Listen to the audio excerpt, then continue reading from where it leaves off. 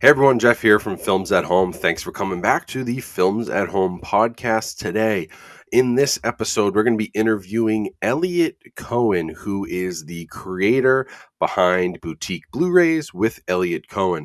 Very popular YouTube channel that I know I personally have been following for some time. Now, Elliot's over in the UK, and he talks on his channel all about the unique Boutique Blu-ray and 4K releases. So, of course, we've got our Kino Lorbers, our Criterions, but also Eureka Media and Second Sight Media, and a couple of these, unique labels that are over in the UK, as well as Arrow Video and lots of other boutique labels. So, we're going to talk a little bit about that. We're going to talk about movies and collecting in the UK versus the US and how things have changed and how things are similar in many ways. We're going to talk about boutique labels and where their future lies, talk about movie catalogs and how boutique labels can take the next step into accessing some of these potentially lost movie catalogs for physical, like Fox and Disney, or the new Amazon MGM acquisition and what's going to happen with those titles. All kinds of different topics here. We go for like an hour because I just couldn't stop talking to this guy. Super knowledgeable about the industry, super knowledgeable about movies, and seriously is a place that I go to for many of my own movie recommendations when I'm picking up boutique stuff, because he just has a much bigger brain for film than I do. I may be able to cover a lot of the mainstream, but he really gets what's going on and really understands the boutique market. So, I would highly recommend checking out his YouTube channel after our conversation here. I'll put links down in the description where you can find him on Instagram and on the YouTube channel. And I just highly recommend his stuff. And it was such a pleasure talking to him. So sit back and relax, enjoy this interview with Elliot, and I will talk to you guys at the end. All right, everyone. So here is our interview with Elliot. Super excited to have him on the podcast today. I've been following his YouTube channel for a while, and he's constantly giving me recommendations and things in the boutique space that I would not have known of otherwise. So super excited to have him here, talk some Blu-rays, talk movie collecting, talk what it's like overseas in the UK, across the pond from me. And so, Elliot, if you want to just give a quick little introduction, where can people find you? What's your YouTube channel? What are you all about? That'd be awesome. Yeah, sure. Well, first of all, thanks very much for having me on here, because I've been a big follower of your channel for a very long time. So yeah, it's good to be on here. I'm on YouTube. My channel is Boutique Blu-rays with Elliot Coen. So I try to take a bit of a focus on the boutique Blu-ray labels, and I'm sure we're going to get into what they are in this podcast. I do also talk about 4K Blu-rays, so I guess that's where we've got a bit of an overlap. But yeah, I'm a big fan of the boutique labels, so the Criterion Collection, Arrow Video, etc. So yeah, and I like to give recommendations to people who are looking for new things to watch, basically. So when did you start on YouTube? Because I started watching your stuff. I didn't catch it right at the beginning, but I caught it pretty quickly. Yeah, so I started on YouTube in 2016, but okay. since starting, I've kind of been on and off with it. So it was only in the last year or two that I started taking it a bit more seriously, tried to be a bit more consistent. But when I started, that's what I had thought. Yeah, when I started all those years ago, I was doing just movie reviews of films that I was seeing at the cinema. So like one of my first videos was a review of The Magnificent Seven, the remake with Chris Pratt. So that was one of my first videos, but then I was big into collecting Blu-rays, and it just started to evolve into talking about Blu-rays, and that was where people started to find me and follow me. So yeah, it was just natural progression from there, really. I think that is, I was going to say 2016, I started in 2017. So you even started before I did, late 2017. But I started to notice a couple years ago, once you started doing more of the Blu-ray content, that's when it kind of came across my radar.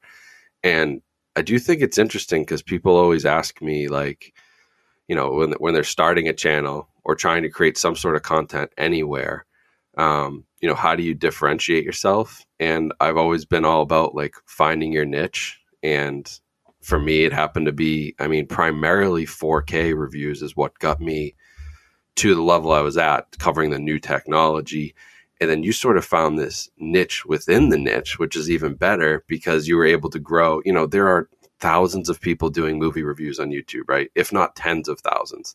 There are hundreds of people talking about their Blu-ray collections and like sort of how do you rise to the top? And you found sort of a unique way to do that, which I think is really interesting. Yeah, like particularly I think it was with the Criterion collection where I started to get a bit of traction with my videos. And obviously they've got a massive following. Criterion's been around for 40 years in different forms. So yeah, when I started talking about films in the collection, that's what really got things going. Yeah, no, it makes total sense. And we were talking before we get on here about like, how large is this potential audience? And, you know, it makes me think because I think about how many people collect movies like we do. Okay, it's not a ton of people, but then I look at Criterion Collection and their following, and it's like, well, they've got like 1 million Instagram followers. So like, there's still there's a large audience, whether or not everyone's collecting every single 4K release that comes out or the mainstream studio stuff, or they're doing more of a curated collection of Criterion or Arrow. I think that's why it's cool to see your channel grow because obviously there is that audience that's like kind of more focused on the boutique stuff versus all the mainstream stuff that we get hit over the head with. Yeah. And like I said, I've been mixing it up between the boutique stuff and the 4K studio titles. So yeah, I've probably got two different audiences on the channel and there's probably a bit of crossover between the two. No, but that's the beauty of it. I mean, that's where I'll cover the mainstream stuff, of course, but then I'm trying to get in, you know, the Kino Lorber stuff, at least here in the US. I don't know how much that makes it over to the UK, but they've been really big on 4K lately. Yeah, I've been keeping an eye on Kino Lorber. I haven't been able to get them over here because it's obviously so expensive. And, you know, I only have, you know, I have a reasonable budget to spend on Blu-rays, but it isn't a massive budget. And I'd have to cut back on a lot of things that I'm buying if I wanted to justify, you know, importing some of them. But yeah, I have my eye on them, definitely, for sure. Yeah, because they've been doing, they kind of like just jumped into the scene with a 4K. I think like maybe late 2020. They came in late, not as late as Criterion, but they came in late. And now they're just like pumping. I mean, I think there's like a couple every month. And then Criterion's new announcements that they just announced had like 4 4Ks in a month. So all these boutique labels are really picking it up. But it does seem to be primarily US based. So that's where I'm curious. I get a lot of comments from people about, I'm jealous of Kino. I'm jealous of what Scream Factory or Shout Factory can put out in the US, or what, you know, Criterion can do in the US that maybe they can't do in the UK, and sort of that struggle. And I wish people would, I guess I wish they'd make it easier to ship a cardboard box across, you know, it's 2022. You'd think we could make that easier. Yeah, exactly. And obviously because of like the state of the world, shipping things overseas has gone up. The cost has gone up dramatically. Yeah. It's just a disaster. So that's a lot of people. I've even had people come to me. I get Instagram messages and they're like, hey, I'll give you 40 pounds, you know, whatever that is in US dollars. Can you buy these two and ship them to me? And I'm just like, I mean, I'd love to, but if I did it for everyone who asked, I'd be running a shipping department out of my house. So this is where I'm going to talk to these guys later in the podcast, but HD Movie Source, I'll give them a quick shout out because that's actually one of the things they do. I send people there because they'll buy the stuff in the US and get it to you overseas for a reasonable price. So it is interesting though, how much comes out here, but then also there's a lot of stuff that's been coming out in the UK or in Australia in particular that I've been trying to get my hands on. Yeah. No, yeah. Speaking of Australia, I think you're talking about Imprint. They're like the yeah. So Imprint's a big one, but then I actually had a follower the other day who's from Australia and went over there, and I paid them to go to JB Hi-Fi and pick up some 4Ks for me, and then when they came back to the US, they shipped them. So like they have 4K releases of like the Babadook was already out on 4K over there. So I grabbed it. The Howling, same thing. Basic Instinct. I grabbed a handful of them because I was like, I mean, realistically, they're going to be the same if they ever make it over here, most likely. But I'd rather just have them now. Plus, Australian dollar converts pretty well to US, so it was a little bit cheaper. But there's so many out there, and it's just like all these rights issues and what can get made in the US and what can't get made in the UK, and it's and vice versa. I mean, I'm sure it makes collecting sometimes difficult, and outside of the US. Yeah, for sure. Because it's interesting with the rights issues because, well, to give a bit of history, when I first started getting into boutique Blu-rays, there were only a handful of labels here in the UK that were releasing Blu-rays. The main ones were Eureka, who do their Masters of Cinema line, and Arrow Video was one of the really big ones at the time and still is. And then the BFI, and I think that was pretty much it when I first started getting into them. But since then, there's been so many more labels, and I think the companies have been fighting over the rights, bidding for the rights to release things. And since then as well, Criterion started releasing over here because they hadn't been doing that for a very long time. It was only about 5 years ago. And I think since Criterion's come here, they've been hoovering up a load of the rights, and it's been leaving some of the other labels having to change their tactics, sometimes even going into a completely different area of cinema to focus on. Yeah, no, it's a good point, because when a powerhouse like Criterion all of a sudden decides we're going to get into the UK market, they have a lot of power. They have a lot of connections. They have a lot of money, I'm sure, to buy rights. And, they have the connections where somebody may be more willing to sell them the rights versus someone else, even at a better rate, because of those relationships that they've, back to the days of Laserdisc. So I hadn't really thought about that. But, are you seeing them compete with like Masters of Cinema, which was, I guess, the closest thing that probably the UK had to Criterion? Yeah, for sure. Because so about 7 or 8 years ago, when I first started collecting, the way I was discovering a lot of new films was from going to lists online. So I was going on IMDb, Rotten Tomatoes, but then I also found Criterion just through their top 10 lists that they post from different directors and stuff. And they weren't releasing here at the time, but I was going through, looking at the films, and then finding out which label had released them here. And it tended to be that Eureka was the one that had released them. But since Criterion have come here, a lot of these labels have lost the rights to the films, and Criterion have re-released those films. So an example would be from Arrow Video. They used to have Night of the Hunter, and then Criterion got the rights and they've re-released it. So yeah, I think they are just hoovering up as many licenses as they can get. That's interesting. This is the second time Night of the Hunter's come up on the podcast, because I actually just watched it for the other day. I talked to Heath from Serial at Midnight about that movie, because I have the Criterion version. I had no idea Arrow had even put one out. Yeah, years and years ago they put it out. And then I know Criterion did the Blu-ray, and then is it Kino did the 4K for it? I don't know if Night of the Hunter has one yet. Do you know something I don't know? I mean, it would make sense, because what Kino's been doing in the US is basically scooping up all of the MGM titles that Criterion had and putting them out on 4K.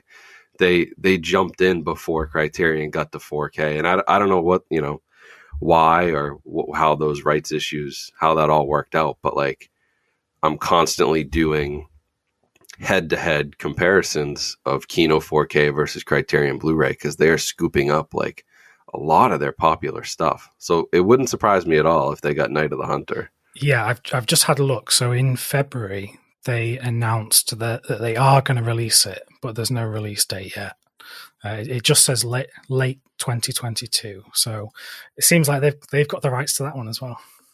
Yeah, that's what they've been doing over here. Is that an MGM title too? Oh, I don't know off the top of my head. Yeah, Because I'm not too sure. that's primarily what I've seen is like, so Kino scooped up The Great Escape. They scooped up Some Like It Hot.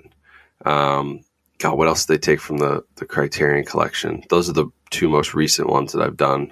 Yeah. Well, they did Silence of the Lambs, didn't they, as Silence well? of the Lambs. Yep. Yeah.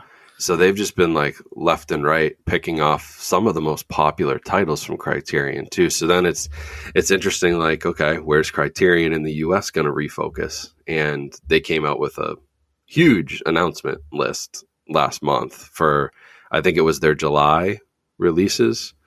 I think that's right. They go like 3 months out, and just a massive slate of 4K. Like they got 4 different movies coming. Stuff that was actually really surprising to people, I think. Like, but they're clearly making a push, and they're sort of taking a different direction, I guess. It seems like they're more closely working with like Warner Yeah, than definitely. MGM. So Yeah, because who knows? Raging Bull was obviously the big one that a lot of people were surprised about.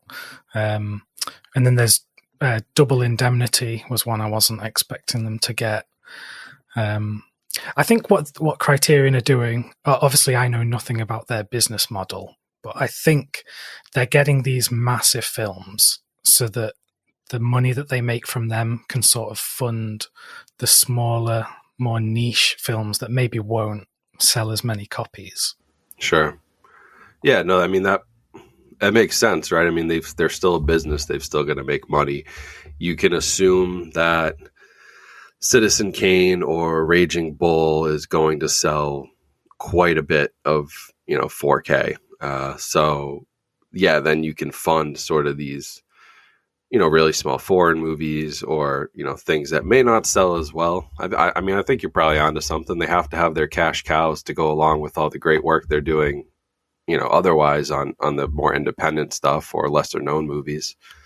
So it makes sense. I'm just glad they finally got to 4K because they were the only ones dragging their feet, really. Yeah, I remember years ago, people were asking, the people that were high up in Criterion, when are you coming to 4K? And they said they had no plans, which to me, that was just crazy. That was like, why would you not be trying your best to get into the format as early as possible? Yeah, no, I had emailed, I think there's like one guy who responds to all their emails over there.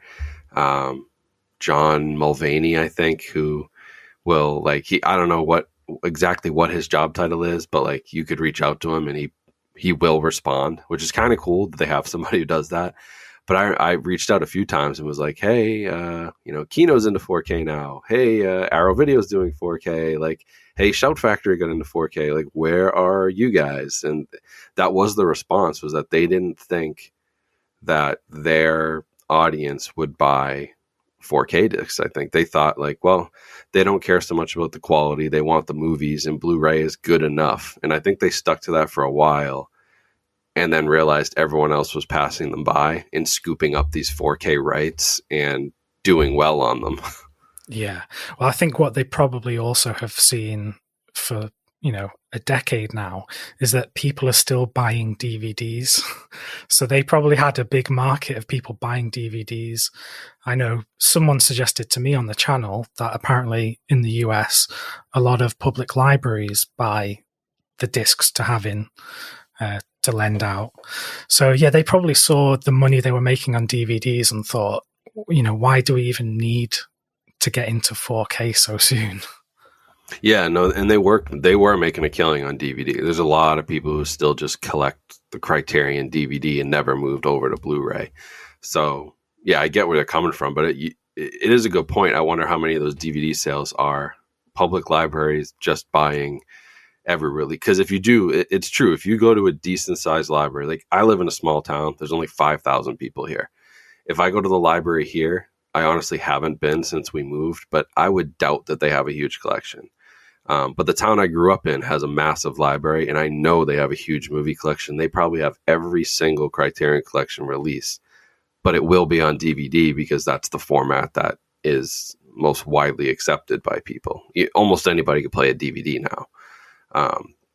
Even Blu-ray being out for, I don't know, since 15 years now. I mean, that's still not something you can't just go to somebody's house and say, "Hey, I brought a movie," and if it's a Blu-ray, like they're gonna have a hard time playing it. So, yeah, that's and in the U.S., like DVD sales are still 50% of the market.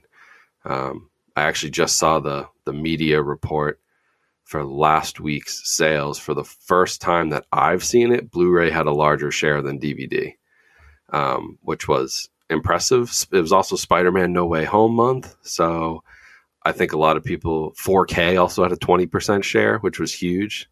So like usually it's DVD 60 to 70%, Blu-ray 20, 4K less than 10. And this month it was like DVD 40, Blu-ray, or DVD like 35, Blu-ray like 55, and then like almost 20% 4K. So that was surprising because it is primarily still DVD. People go to Walmart and they buy the bargain DVDs for, $2 or $3, and that's how most people collect. Yeah. I get the impression over here in England, I think the average person just doesn't even consider films on disc still being a thing. It was only last year that the major supermarkets here, they stopped selling discs. Now you can't go in there and buy a film on disc in the big supermarkets, when you could definitely do that for a long time. That's interesting because I've never. I guess maybe the really, really large, like I guess Walmart is one of the largest supermarkets in the US, and sure, like their superstores would have DVDs, but I mean, none of the grocery stores or anything I've been to had ever sold them. So that was like never a thing, but it is happening where Best Buy is pulling them off the shelves and Target is pulling them off the shelves in the US. And I mean, there really isn't a whole lot of option left for buying in person, and especially if you want to buy boutique stuff. If you want to buy a Shout Factory or Criterion, like Barnes and Noble will have the Criterions, but they're like, you can't get those anywhere. I go to Bull Moose, which is a local video chain, and like that's the only place that would carry anything boutique. Target's not going to have your latest Arrow video release or anything, so it really is shifting primarily online, which I get is not ideal. Like people want to browse shelves, but it's also sort of the reality of the world. Yeah. I think again, just the cost of everything in business going up. A lot of these companies, it's just not feasible to have a physical store anymore, unfortunately. Like here in England, we only have HMV. They're like the big entertainment shop, and during the last 10 years they've been into administration a few times, almost out of business. So I don't know how much longer they're gonna last. And I've, even from the boutique standpoint, some of the labels have pulled their releases out of HMV because they can't strike a deal that makes it worth them doing it, because obviously the costs are so high. So like in HMV now, you can buy Criterion, you can buy Arrow Video, but you can't buy Eureka, you can't buy Indicator, and I think there's a few other labels that just aren't stocking there anymore because they just can't do business that way. That's it. So I know of HMV. Is HMV primarily like that is a media store? That is video, audio stuff? Yeah, so I don't know how long HMV has been around for, but I want to say decades and decades, probably 50 years, 60 years. And they started as an audio shop. So it would be where people would go to get music and get new record players and things like that. And then obviously when, physical media for films took off, they started stocking them. At one point they were doing video games, but they don't do video games anymore. And under their new ownership now, they sell all sorts of weird stuff. They sell like food, they sell board games, T-shirts. It really feels like they're trying to cling on to just make money any way they can, unfortunately. Yeah, that's what I was wondering, because basically, I mean, here in the US, I I can't think of a chain that's lasted that long doing physical. We have, I guess FYE might be the closest thing, but if you walk into one of those stores now, it's the same thing. Like they might have a couple of shelves, depending on which store you're in, of media, and they'll have some CDs and stuff and like vinyl because that's taken off. But it's t-shirts and it's Funko Pops and it's like, candy or, anything that's just like pop culture, like posters, like that's really probably where they're getting most of their sales. It almost becomes like a novelty store sort of, and the media becomes an afterthought. Yeah, definitely. So it's that's kind of happened here too. I mean, I'm pretty lucky for whatever reason. We've got like a couple independent chains around me that actually still sell video and physical discs, and you can browse shelves of hundreds and hundreds of discs. But like outside of Los Angeles, I don't know of many places that have that left. So I've kind of talked about that on the channel. Like we're still going to be able to collect, but like your browsing is going to be digital browsing, or you need to find and support a local chain that's very niche, because they can survive, but like the one around me only has 5 or 6 locations. Like, they're not going to go worldwide. So that's who you have to go support. Well, exactly. You have to make a choice to support them, because obviously it's cheaper to buy things online. Not many physical stores can compete with Amazon, the prices that they have. So it is true. You've got to make a choice. I know that's the case with books here in this country. Mm-hmm. Some of the bookstores here, the books are so expensive, but they're still going because people have a loyalty to the bookstores, even though they can get the books half price on Amazon. So yeah, it's just, you got to make that choice. And that is sort of, I've brought up books as an example of where physical disc could end up, because I think it's a good comparison point where it's like there definitely has been value put on holding something physical, and not, ebooks were huge. Like that put multiple stores out of business here in the US. Barnes and Noble survived, but that was pretty much it. Everyone else closed down, and Barnes and Noble barely survived as a bookstore. And so people now have sort of gone back to physical books. But it's also a tough comparison, because while you're reading the book, you have the book in your hands versus, okay, I'm watching the movie and you put the disc in the player and you go, it's not like you have that touch and feel that a book gives you. But I am sort of hopeful that with books, vinyl, CD sales went up for the first time this year in the US in like 20 years. They actually increased. I'm hopeful that all of these signs are pointing towards, I don't think physical is going to become a dominant force, but can it have a little bit of a resurgence like vinyl did when people really focused on quality and wanted the best? Like I think it could. I think it could come back around and at least flatline and not continue to lose sales. Yeah, I think for sure. I think, again, it's going to be that focus on quality that people are going to be looking for, because in a way, when everything is digital and when you've got streaming and you can go on Netflix and there's thousands of movies, in a way they feel devalued. They feel like because there's so much there and it's instantaneous.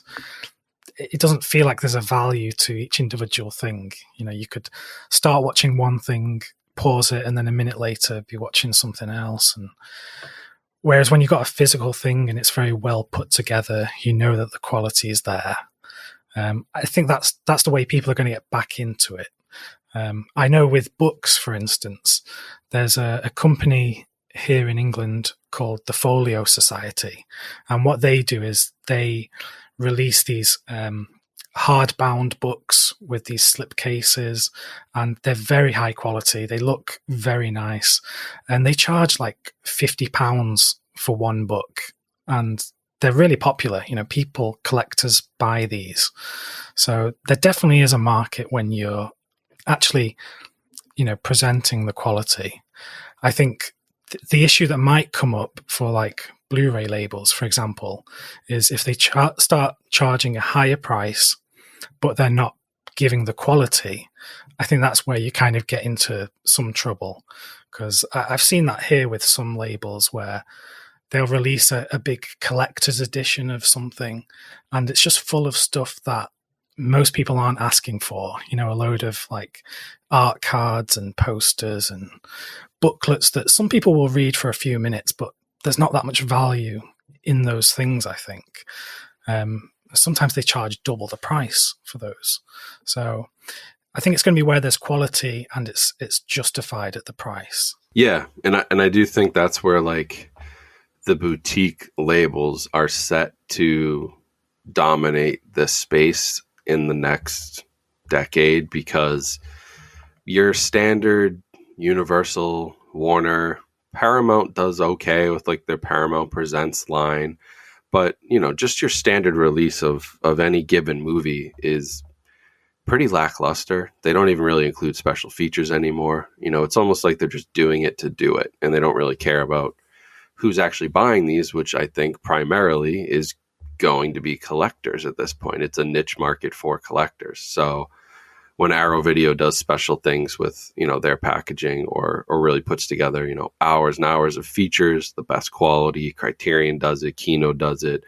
Second Sight is a big one that I've seen come up just recently with some really premium packaging that is, I mean, those are selling out. So like they're doing well enough that they're producing, you know, 10,000 of them and they're gone, which is, I think, impressive for a market that people think is dead. It's, if you do it right and you cater to the audience who is now collectors, I think you can still sell quite a bit. Yeah, for sure. So that's where I think your channel is set to explode, because those boutique labels are, I mean, I swear like every other review I'm doing now is some sort of boutique, and I have a pile that I have to get through because they've been pumping out so many, and it's awesome to see. It's like this weird like resurgence of physical media through these independent companies that are just buying licensing rights from the big guys. And I think that's probably how it goes in the future when Warner doesn't want to keep putting stuff out, or like I would love to see Disney give their Fox catalog to somebody like Arrow or Kino or Criterion or Shout, who can actually give it the time of day. I think that's where things are headed, though. Like the major studios are going to sell off to the guys who really care about this stuff. Yeah, I think that's a good point. I think that the big companies like Disney, they have to realize what they've got and how much better they would be in someone else's hands.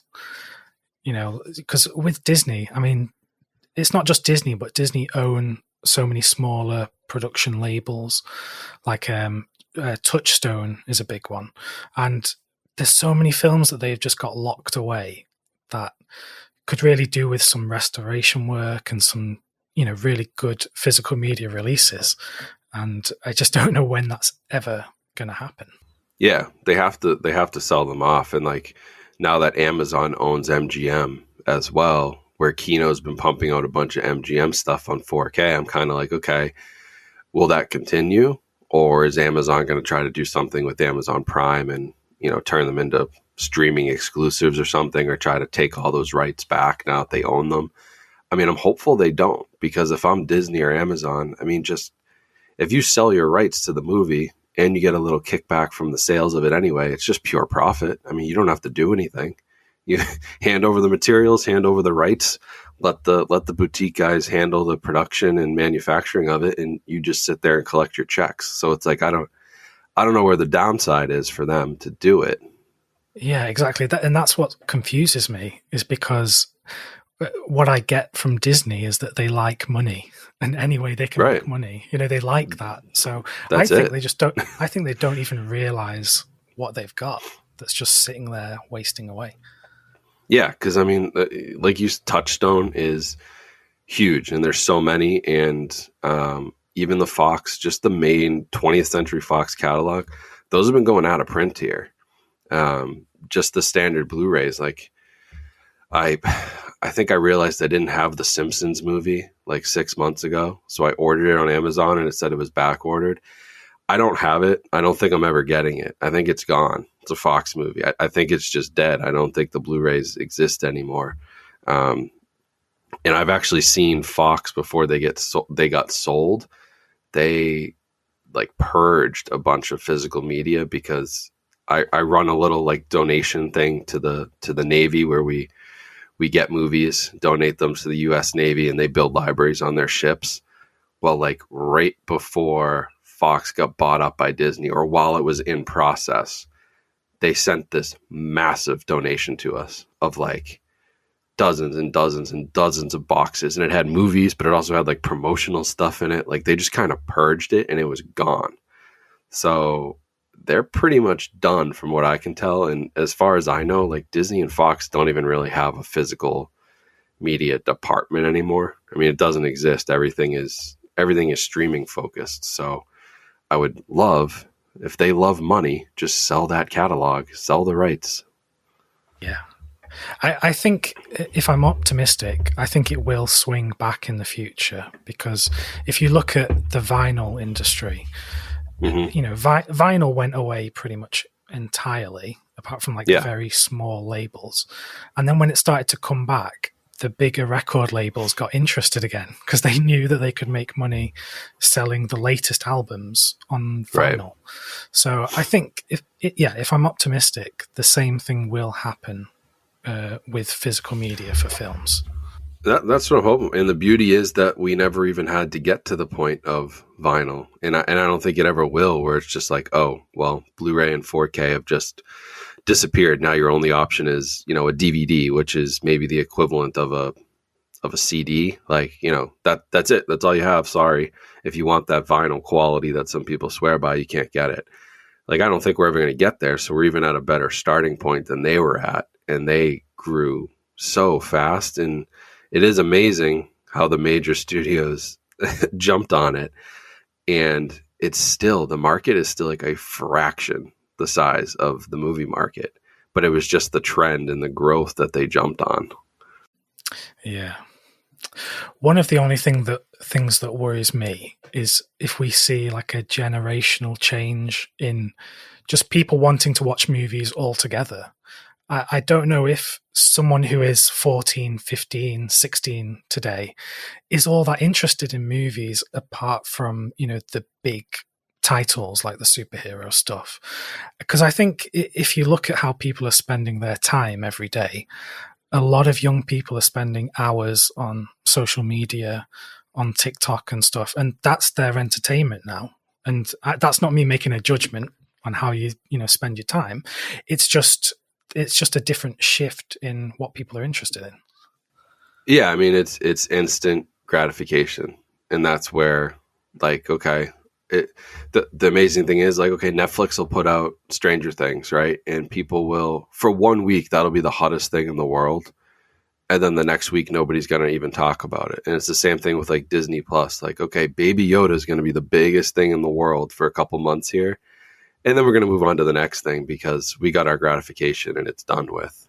And they need like these serialized like TV shows that are 10 to 12 hours worth of content, which probably could have been like a 2-hour movie, but it keeps you hooked every week and you're coming back for the gratification of it. And I'm definitely seeing a shift from like what could be a great movie that might have been 2.5 or 3 hours long gets turned into a miniseries now. And if people turn in a movie that's too long a script, they want you to make it a miniseries for HBO or something. It's totally shifted. Yeah. One of the things that got me a bit surprised was when trailers online for movies, they started adding the little mini trailer at the start, you know, the 2-3 second little thing just to hook people so that they'd stay to watch the whole trailer. I'm like, is the attention span that short for people these days? Yeah, I mean, I think it is, but you know, that's why I eventually jumped onto TikTok, because I was like, you know what? I'm going to do this, and I'm going to tell these young kids about some movies they need to watch, and I'm going to get on here. And like, it's worked. I mean, there's definitely, you know, there's interest, but I mean, if you look at, like, I just pulled up my YouTube analytics because I'm always curious. And like, if you look at the age breakout, 13 35 to 44 is my biggest market. So that's 30% of the viewers. 50% of the viewers are between 35 and 54, and even 10%, 15% are 55 plus. So I only have 11% of the audience that is between 18 to 24, and I have a 0.5% that's 13 to 17. So granted, I'm not very popular with the high school crowd, apparently. Like, nobody in high school is watching my videos. I get a couple of young adults, and then people in their 20s and 30s are watching more often that are probably around our age. And I think that's because we have a sort of nostalgia for video stores, too, that we grew up on that they don't have. They grew up with, at the best, maybe Netflix was sending DVDs to their house, but they did not grow up with a Blockbuster or a local, never mind Blockbuster. I had like 4 video stores just in my hometown that you could just go and browse, and they don't have that nostalgia, because I think that's where a lot of my collecting comes from, is like wanting to curate that video store experience within my house and be able to go and say, it's Friday night, I'm going to watch a movie, let me go browse the shelves and pick one out, versus scrolling Netflix for an hour. So they're just, yeah, and they're just totally missing it. So I'm trying to spread the word. I talked about this with Heath in our second episode when I interviewed Heath from Serial at Midnight. Same thing. Like, movies are made for teenagers. The Marvel movies are always going to do great, but we're kind of losing those great independent stories that can't get the financing anymore because they're not going to be popular on TikTok. So I give huge props to like A24 for everything they do, and taking a movie like, what is it, Everything Everywhere All at Once, which should be probably a pretty niche movie, and I've seen that all over social media, and they're doing a great job with that. Yeah, I saw that that's the number 1 film on Letterboxd now, like highest rated.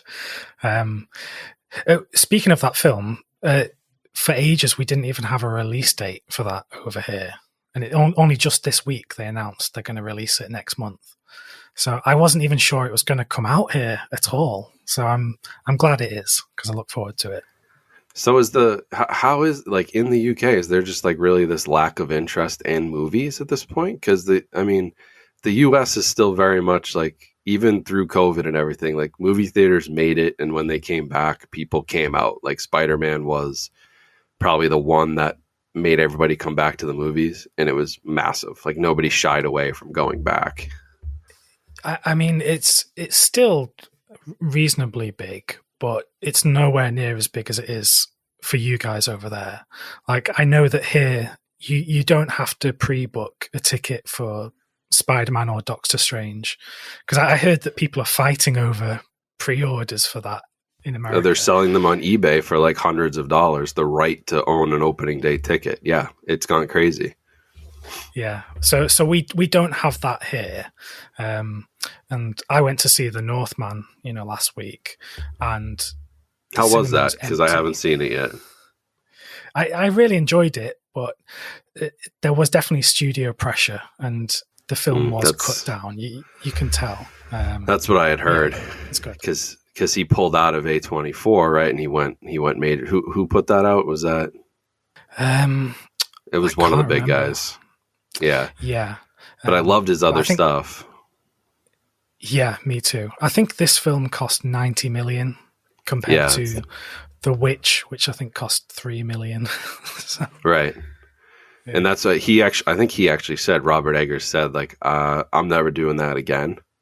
Like, he's going to go back to the lower budget stuff because he wants control. Because he wanted that to probably be like a 3.5 hour Viking epic with his own cut. And what they make it, like, they cut it down to 2.5 hours, and they probably, changed some of the dialogue. And I heard that some of it was almost like, okay, we need to explain to the audience what's happening in this scene instead of just letting it happen. And that's that's major studio involvement. Because they went through reshoots, and when I was sitting there watching it, I could tell which scenes were reshot and which ones weren't. And that's the worst. That's the worst. Most people probably won't catch it, but like if you've seen his, if you know his style and his stuff, you go right away like, okay, that wasn't him. That wasn't his choice. Man, well, I'm still gonna go watch it because I've heard it. I mean, I've still heard it's great. Yeah, I think you'll really like it. Because I love The Witch. That one, I mean, that one also hits close to home because it's like I love a good New England folk. Like I want more of that. Give me more like Salem witch trials horror. I'll take that all day because this stuff is like I like live where I live in Massachusetts is in the middle of where that all happened. So like I can walk to some sites where they're like, hey, that's where they hung 3 witches, and it's just like, wow, that's really creepy. It's in the middle of a neighborhood now, but it's all right here. So I loved The Witch, and even The Lighthouse was that one kind of hit close. That had a very New England feel to it too. So I've loved his stuff. And there's no 4K of The Lighthouse, unfortunately. Not yet. It's coming. No. So I can talk about this because nobody's told me officially, but I know some people and people talk, and A24 apparently is going to get much more into 4K, but they're going to do it on their own. So they're still going to license, like they license stuff out to Criterion, and Criterion's going to do some of their releases, but like they're doing these collector's editions now of some of their movies, and that's going to keep happening from what I've heard. They're going to almost try to turn the A24 label into a Criterion or Arrow Video type label for physical media, but also be producing the movies on the front end too. So The Lighthouse and a lot of their other stuff that hasn't come to 4K yet, because Lionsgate didn't give it the time of day, they're going to be doing it. Yeah, it makes sense because they have such a big brand awareness. Like it's crazy that so many people know the name of a movie distribution studio. Right. Yeah. Because they've done an incredible job. A lot of people don't realize that A24 don't produce the films. They don't make the films. They just get the rights and distribute them. But they have such a unique vision for the films that they do get. So they have such a good brand because of it. Yeah, no, they've really, like, they pick and choose, for the most part, I think, the right movies for their brand, and they've really curated a very nice production collection that they can now work off of. Like, there's definitely a vibe where, like, I watch a trailer and I say, that's maybe not an A24 film, but that's an A24 film. Like, that's the vibe that they're going for. Funny thing is, those usually don't work when they're not actually A24 films. So they whoever's their buyer over there that's purchasing up, independent films or buying up the rights needs a raise because they've been killing it. But yeah, I do wonder, like, could more people do what they're trying to do as well? Like Paramount kind of started to do it versus licensing out. They were like, you know what, we're going to do Paramount Presents line and do some really cool back catalog stuff, new 4K scans. And now they're actually moving that to 4K as well, which I wish they had done from the beginning.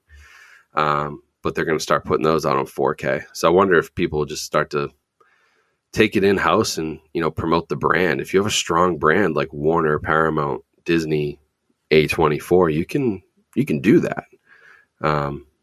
And if they cater to collectors, I think they'll be successful. If you're Disney and you just put out a bare bones Blu-ray release that's exclusive to the Disney Movie Club, you're not going to reach a very wide audience, which is what they're classic for doing with their catalog stuff.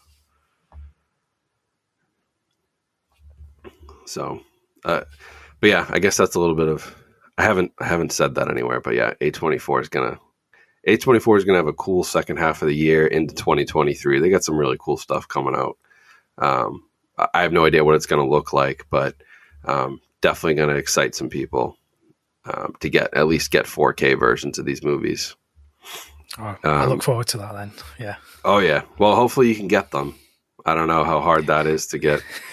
Yeah, they'll be very expensive to ship here, probably. Yeah. Well, I'll make a one-time exception for you. If you want to get a couple, I can buy them and ship them over. I just can't I just can't put a shipping department in my garage. It's not going to work. Yeah. Thanks. I did want to ask you though about Second Sight. Second Sight's a UK company, right? Yeah. So I guess they to me, they kind of came out of nowhere, and I don't know how much you've looked into their stuff. I've only been able to get, I got The Guest and maybe one more from them. I haven't been able to get a bunch of their stuff. Like, I missed the Dawn of the Dead 4K, which kills me. And if anyone has it who's listening, please let me know, because I need it. But I'm curious, like, where they came from, what their story is, because they're getting some big profile releases. Yeah, they've been around forever, but they were just releasing like extremely niche films. And then I think it was only with Dawn of the Dead that was like the big one that got a lot of people like looking at the label. And yeah, since then they've acquired like, you know, the Babadook. They released that in 4K, The Guest. They've got the Witch coming. Yeah. I'm hoping to get my hands on that one.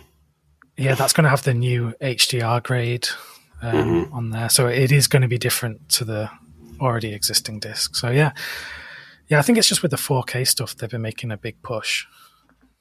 Yeah, no, that's where they caught my eye. Was I don't know how I missed them, but they all of a sudden I was like, whoa, what's this? The Witch package or the Dawn of the Dead one is probably the first one that caught my eye, and I was like, wow, like where's that stuff in the US? Because I swear sometimes we get a lot of stuff here, so I can't complain, but I think we get a lot of bare bones stuff. And the best releases that we get over here from like Arrow Video, I think does the best job of all of them for just their standard releases when they do a limited edition. That's better than what other guys are putting out here. But then I look at like Zavi and I look on their website, because they have a US site. And I'm like, what are all these? Like, they're Singing in the Rain 4K, which is this huge release. And I'm like, I got the disc here with the slipcover. That's it. Like, where's all this cool stuff? I've got it right here. You have it? See? Yeah. Like, that is so much better than the one that I just reviewed yesterday with just like, you know, boring little, it's got some cover art and nothing else really with it. Yeah. Well, the thing is, it will be the same disc. Right. They've just added a load of stuff like posters and things like that.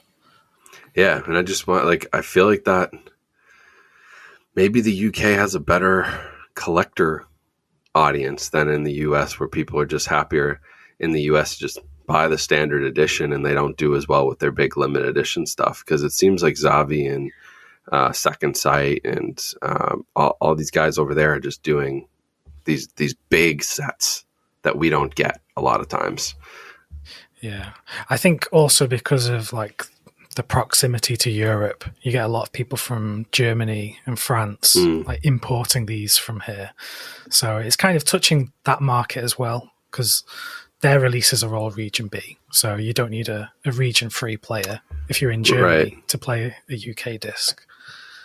And is it fairly easy in Germany, France, wherever, even if you're over a little bit further, to get stuff within Europe? It's pretty easy to ship things around to other countries. Yeah, I buy a lot from Germany on the German Amazon, because I can get discs so cheap, and there's some stuff that is out of print in England that is still readily available in Germany or Italy or France. So yeah, it's really easy to get. You just have to pay some extra tax sometimes, but still affordable. Yeah, no, I've done it a few times from Amazon. Amazon might actually be the best place if you're trying to buy international, because they do a pretty good upfront job with like, here's your tax, here's your whatever the VAT charge is in the US when I buy stuff, because I bought stuff from Amazon Japan. I've bought stuff from Amazon UK, Amazon Germany. It's always been pretty easy versus like trying to go to a local place or a local business within those countries and try to get something. Like, impossible. I can't even get stuff from HMV. I mean, that's a big chain. Like, it's almost impossible to get. So that's good to know. I had no idea like how easy it is to just, you can just kind of go around Europe and buy from anywhere and get it fairly easily, which is, I guess, nice if you're not getting the stuff from the US so easily. Yeah. The only thing is, a lot of the German stuff that I buy, they're American films, but they've all got the German title on. So sometimes I have to remember what film is that? It just happened to me the other day. I got the the new Texas Chainsaw 4K from Turbine Media, which is German, and they kept the title in English on the cover, but it came with this booklet like Arrow does, and I was like, oh, nice. Like, I'm gonna go. I usually read them, so I go through and read it. It's all in German. I'm like, okay, yeah, forgot that would be the case. That's kind of useless to me. So great release. They did a great job. At least I know what the movie is. But yeah, that's the only downfall. I have no idea what any of the case or the booklets say. That is why I tend to buy from the UK and Australia, though. And JB Hi-Fi will actually ship to the US. It takes about 6 months, but I bought the Elephant Man on 4K from them. Waited 6 months and it showed up. I mean, it got here and I got it for a decent price. John Carpenter 4Ks I bought from them as well, from Studio Canal. I ended up getting it from the Australia instead of the UK because it was faster, which makes no sense to me. It's a 6-hour flight across the water, but yeah, I've actually had some success with them. If anyone out there is looking to grab their stuff, be patient, but they'll get it to you. Yeah, and the good thing is, I think a lot of the Australian stuff is region free. I know with Imprint, a lot of their stuff is just not locked, so that's really good.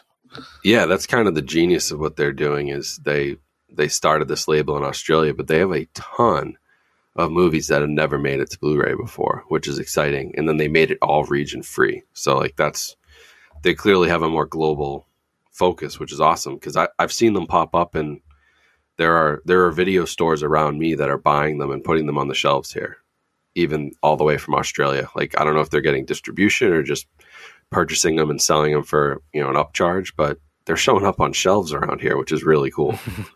Oh, that is cool. Yeah. Because I think they're going to be huge. They've been growing so fast. There's some stuff that they've released that I thought would have been released in the US or the UK that still hasn't been. Like Paul Thomas Anderson's first film, Hard Eight. That doesn't have a release in the US or the UK, and that came out on Imprint 2 years ago. So, yeah. And I'm seeing some people in the US. I don't know what it is when it comes down to rights and stuff, but like a movie like Fire in the Sky that Imprint put out sold out of their limited edition. Now they're selling a standard edition, which is probably doing pretty well. And then like 2 months ago, Shell Factory was like, "Oh, we're doing one.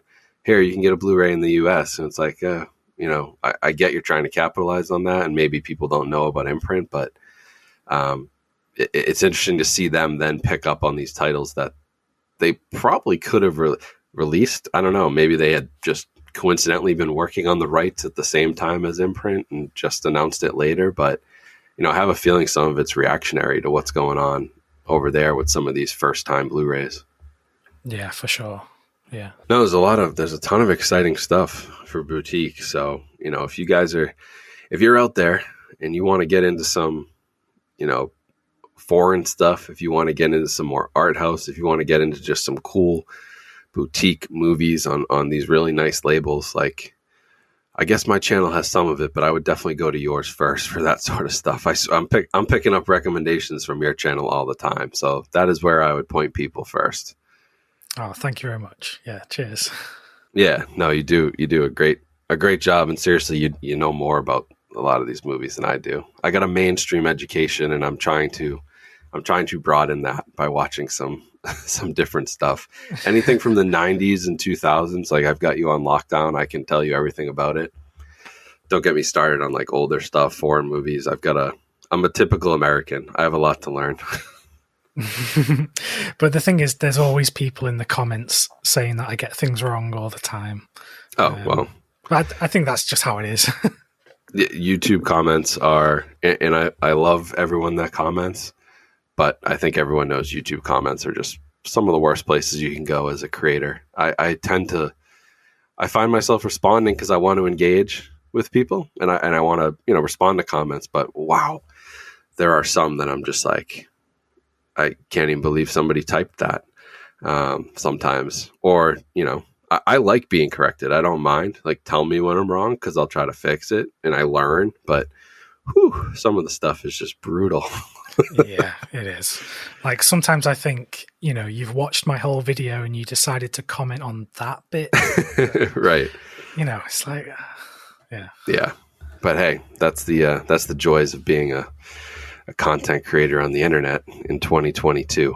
It comes with the territory, but at least for the most part on my channel, I think we have a pretty good audience, and the comments, 99% of the time, people out there are civil, so that's good. Yeah. Cool. Well, I can't believe that we've already gone for an hour. Yeah, time flew. That flew by, but I don't want to keep you too long because I know you got a lot going on, and I actually have to probably get back to work here after this lunch break. So I should get back to work. So yeah, I mean, we can wrap up here. It was a great conversation. Really, I think personally, I learned a lot about just like what's going on in the UK and the state of things over there, which will be helpful for me because a lot of people tell me I'm too US focused, and it's like, well, that's where I live, so like it's hard not exactly. to be. I'm trying to cover more releases and get more stuff in, but as you said, it's hard, and I only know what's in front of me.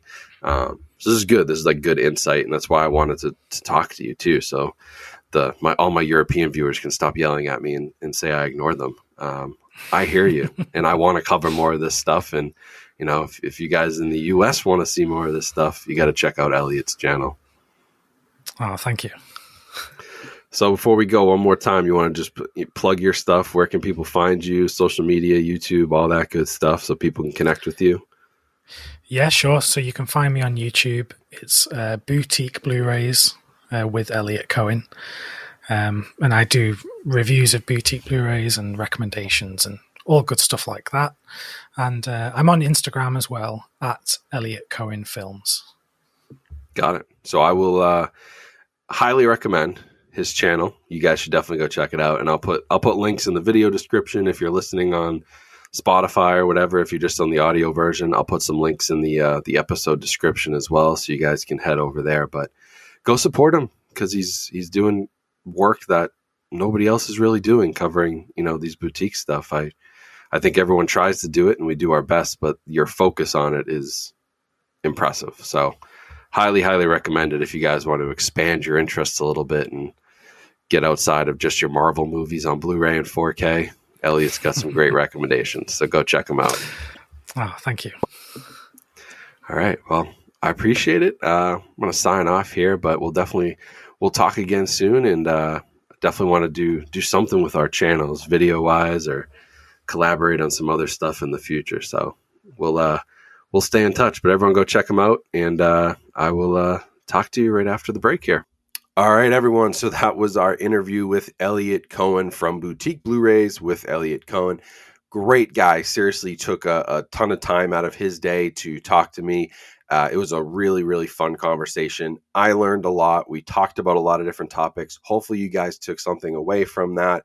But Elliot is definitely the type of guy that, just gets it and is that type of collector that I really hope to be someday, someone who really curates the collection, which I'm working on, but he really gets what he likes and he really buys what he likes. And he's a very unique collector in that aspect. And that's why it's really fun to talk to him and learn about all these movies. Much like my friend Heath over at Serial at Midnight, Elliot really has an extensive knowledge of film, and that's why it's so great watching his YouTube videos and learning from him. So it was awesome talking to him. Definitely go support him. All the links are in the description to his social media accounts as well as his YouTube channel. I highly recommend subscribing over there. But other than that, I thank you guys for watching. Make sure you're subscribed on YouTube if you're watching the video version of this. And if you're listening to the audio, make sure you're following along on your favorite podcast platform so you never miss an episode. We will be back next week with a really exciting guest, and I can actually tell you who it is because I've lined this up ahead of time. We're going to be talking to SVS Sound and a couple of their employees over there. SVS Sound is a home theater speaker, subwoofer, audio equipment company. So we're going to really dive into some home theater audio, speakers and subwoofers. What's the future for this stuff? Are wireless speakers the future? We're going to get into all those topics. So make sure you're following along for next week's episode. It's going to be a good one, going to be pretty technical technical, but if you've been curious about audio and basically what I'm using in my system, which is SVS, and what these guys have to say about the future of audio and home theater, you're going to really enjoy next week's episode. So make sure you're following and subscribed, and make sure you follow us on social media as well. All those links are going to be in the description, as well as those links to Elliot's channel. So please go support him, as well as all of our other guests we've had on so far. I really appreciate the support. Only episode 5 so far, but I've really been feeling the love and been loving the feedback I'm getting so far. So hopefully you guys are enjoying this, but have a great rest of your day. Stay safe, stay healthy out there, and I will talk to you all soon. Coming soon! Be sure to subscribe to the Films at Home podcast using your favorite app so you don't miss another episode. And while you're there, don't forget to rate and review this podcast, which helps us out tremendously. You can also help support us by watching our short-form content over on YouTube and TikTok by searching Films at Home. Follow us on Twitter and Instagram at films_at_home. The intro and outro were created by Elin Osborne. Thanks for listening. We'll see you next time.